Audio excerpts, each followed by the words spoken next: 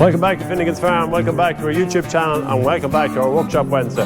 My name is Paul, and this is our team. Hi, I'm Sean Keogh, and I'm the apprentice mechanic. Hi, I'm Mick, and I'm the mechanic. Hello, I'm Marco, I love to weld. This is Bruce, this is Blake, them is two best students. Well, what's the story? I'm Kaylem, I'm the apprentice mechanic. Hello, I'm Cathal, and I'm the one that has to make these guys look good. Don't forget to like, subscribe to the videos, and comment what you want. Just put it in the comment section, we'll get back to you. So, in for repair today, we have our case combine, the 7240. We also have a 7810, the John Deere. We have a Heave Disc Harrow. We also have our Ingersoll Rand road compressor. We have our L60 Volvo. And we have an update on the 8410, so plenty going on in the workshop today, so we're going to head over to Kaylem there now with the 7810. What's the problem here? Well, front PTO bearing had collapsed. As you can see, the paint got burnt off. We had a diver think the tractor was going up on fire. Okay. Now, we don't use the front PTO on this, so he says, for time being, get going. The easiest thing to do is just take the siding coupler off. The siding coupler was welded. Oh. In his previous life, he must have got a bit of a... Yeah, so... Yeah, look, a tractor we would have brought in, now in fairness, it's a lovely tractor, the 7810, the Harrow quad one, but...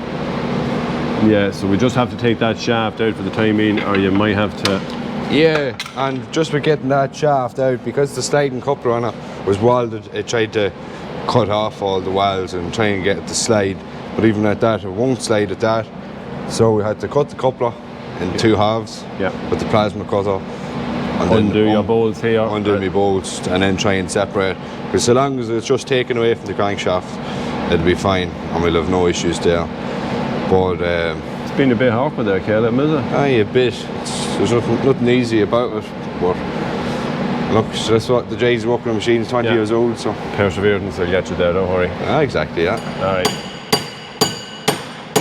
So Mick is back here after a good holiday there, Mick. Away in Kerry for the week, were you? I was, down with the wife and the son and the grandchildren. Yeah, so he's well rested now and he's ready for more work. But as you can see... Trying to get going again. Yeah, and straight back into it here of a Tuesday morning, looking at our road compressor, which is a very, very handy piece of equipment on the farm, especially for blowing down combines, balers, anything there. Just literally hook it on there, start it, and we have it here at the wash bay there, so you're not blowing any stuff around. Now, we seem to have a bit of a leak here on the engine. Yeah, our fuel injection return pipe. There's a pinhole there in it somewhere, but I'm trying to trace where it goes. Unfortunately, a lot of the bolts are these Torex type. I don't have a set of sockets, so I'm working around that. Yeah, so yeah, we have a leak there. Deutz engine.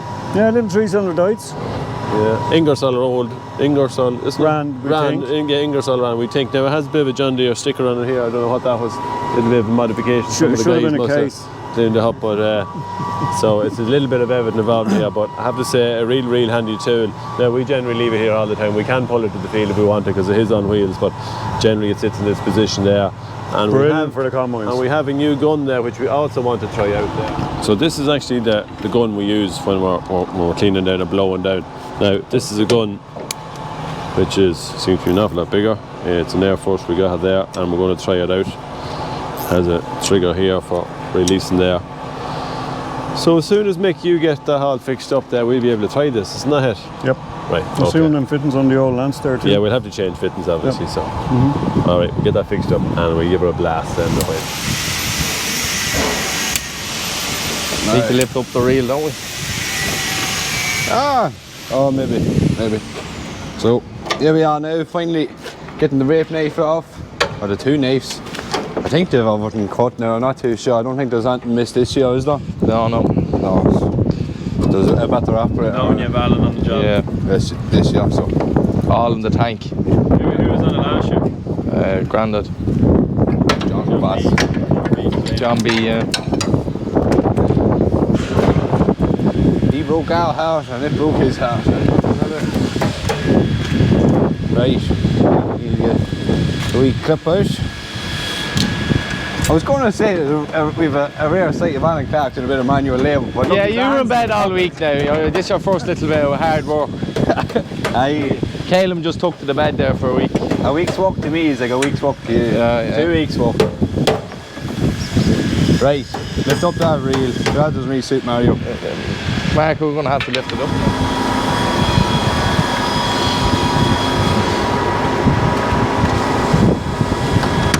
Now, down there. These are a bit nice and tidy. If he doesn't chop the pipes off on me. Yeah. Yeah, Alan, you can leave that up, mate.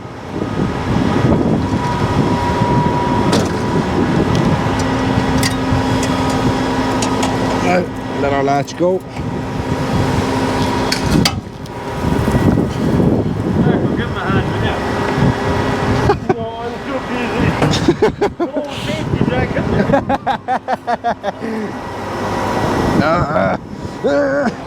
So another small job we're going to do on the header here is to replace the fingers, because while the combine was new, the header wasn't exactly the same age, a little bit older, and there is a small bit of wear coming on the fingers.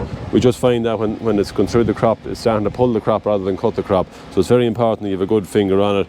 And as you can see here, this is a new one and this is an old one. Now you'd say, looking at it, maybe not a major difference, but there is a big difference here on the gap and also on the cutting edge, which is the side of it here.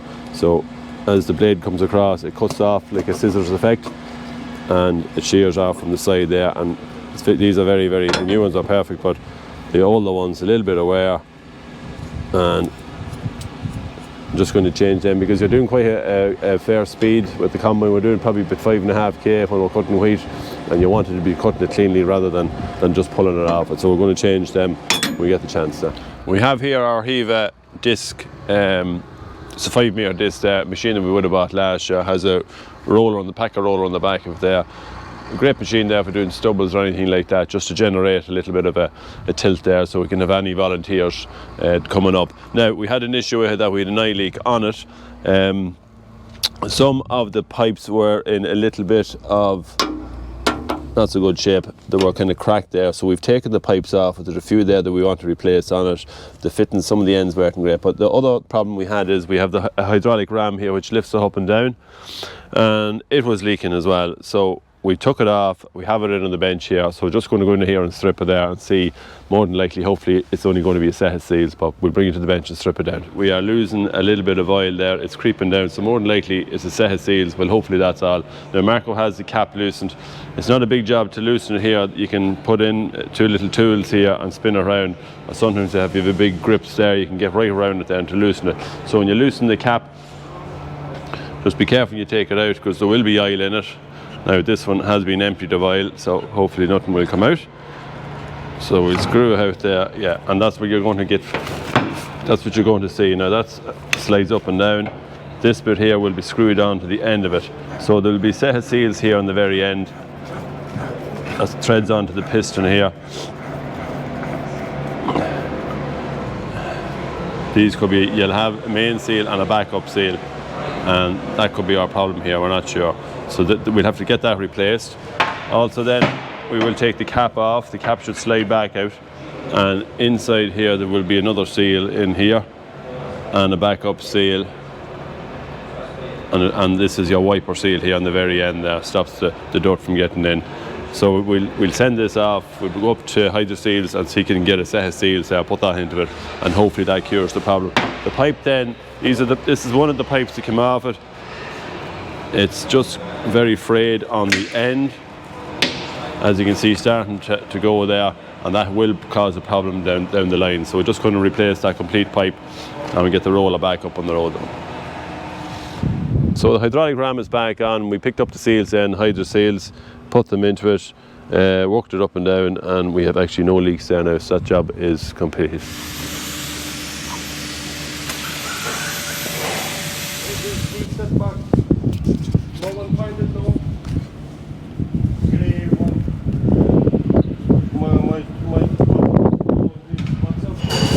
So we have our new expansion tank in this 8410. Jack here was on the job. Big job, or was it a small job? Oh, it was handy enough, yeah. Just pull off the main pipe down here at the bottom, drain the coolant, pull off the rest of them, fit the new one, and then just filled it up.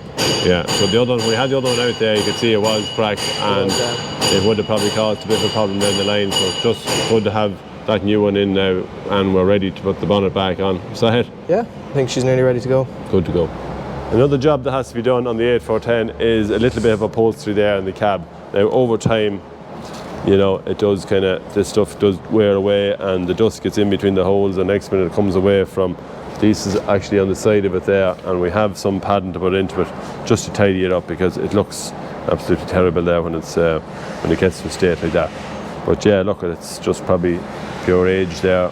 Over time there, people sitting on it and dust getting into it and getting dirty and that, so we're going to hopefully change that. We have upholstery there. It's not the original colour, but it's going to be an awful lot better than what we have here anyway, isn't it? Well, indeed, yeah. So a bit of a tedious job here for Jack, but he's up to the task, isn't he? All right, give it a go. Give it a go, okay.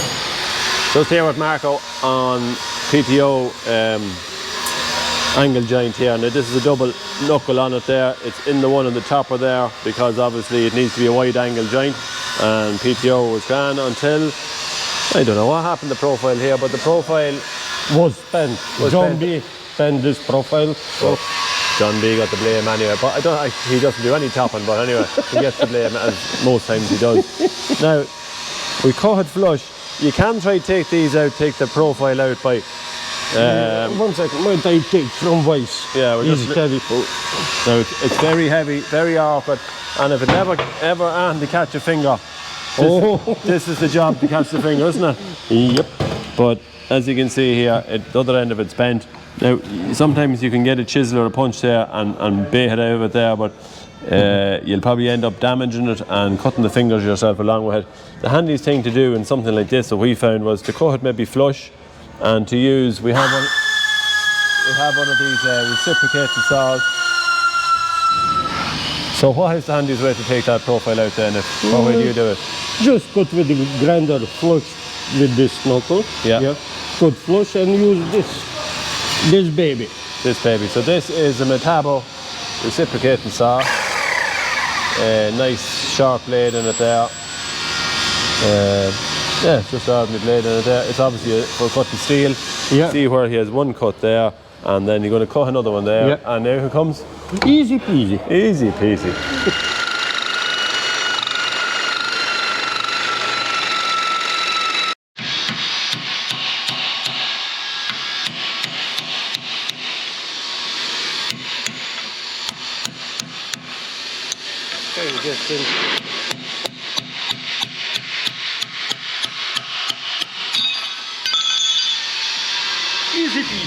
So now it's time for Tips and tricks. So in today's tips and tricks, we're going to talk all about hydraulic pipes, how to tidy them up and how to label them, that you can put them into the right coupler there rather than getting them mixed up. How many times have we seen trailers going down the road, a guy pulls the wrong lever, tail door opens, cordon all over the road. So we try to avoid that here if we can. Now there's a few simple ways of doing it. Cathal is going to explain. He does it here with cable ties, courtesy of the Darren Hubble. Darren Hubble taught us it. He brought it to the farm, but it's very simple there. We have a series of coloured cable ties, so we just don't get the normal black ones. And then we have, so these are set of the green ones, obviously match up and go together. But then we put one tie wrap on your pressure, so your pressure valve, which on the John Deere is the left side, and then your case is on the bottom, hydraulic fitting, and then you have your two cable ties for your return, so that you know. The reason why you put one on your pressure is because if you had one pipe, say for a tipping door or a tipping ram, the one pipe goes in the bottom, so then your pressure is going to tip the trailer up. Yeah, and then it's always important too that you have your levers right. We generally have pull back to lift up or pull back to lift up any function, so at least when you pull the lever back it's going to open rather than pushing it down to open, just to kind of clarify that. Once you get that set up with all the drivers, it becomes fairly natural after a while that they will kind of keep that to that system. Now there is another way of doing it as well, and these are fittings there that, you know, that they're not expensive either. Again, they're handy. You have little couplers there, so we'll say on this, because that's a pressure side, we can have the plus there, and they are labelled there, and they basically just sit across your fitting there and that. So you always have your plus, and you can go to the opposite side then on the blue and put in your minus now. Now they are a little bulky, but they do actually fit into your coupler there. If you think they don't, just break that bit easier. But they might be that little bit flimsier there. But again, it just gives you an identification there of the pressure and return, and it saves all time consuming, you know, because many times pull the pipes in, pull it back. Or it's even, you have the right pipes, you'll know by the size of the pipe. Like your tipping ram is the big piping in our closing door on the trailers or your skinnier ones, you'll match them up, but you put them in wrong, and then the next lad gets in and he has to ring and see which ones, where you can just get out and look and you know exactly. Now another thing that we have to do on this machine, this is a disc machine, is to put in just kind of a pipe retainer so that we have somewhere to put the pipes into, because throwing them on the ground, lads throwing them out, and they'll start leaking there. and they'll start leaking there, and plus it keeps them cleaner there. So that's it for this week. Just keep your hydraulic pipes nice and clean, label them, identify them then so you know to which coupler they need to go into the tractor, and the job should be a good one. So then I'm just at the back of the chaser here. This is set up that on the chase, or on the back of the steyr, you have your green spool, you have your blue spool, and you have your brown spool. So we have it set up that your steering axle is number one, it's green, and it has one tyre up, which means it goes in the bottom one. So straight away when you get in, you pull back, that locks your steering. 2 is your auger up and down, so 2 tyre wraps obviously is your return, so you put that in the top and your one's in the bottom. So when you pull back, the auger goes up, and then 3 is your rotating floor auger at the bottom. So, and again, you pull back, it'll open up, and you push it forward, it'll close it. So when you go inside now into the cab, you'll see green corresponds with green inside and on your levers inside. So that's it for this week's Workshop Wednesday. Don't forget to like, subscribe to the channel there. You will get a notification there automatically on your phone. If you have any comments there, put them in the comments list below and we will get back to you. So from everyone here at Finnegan's Farm, we'll see you all next Wednesday.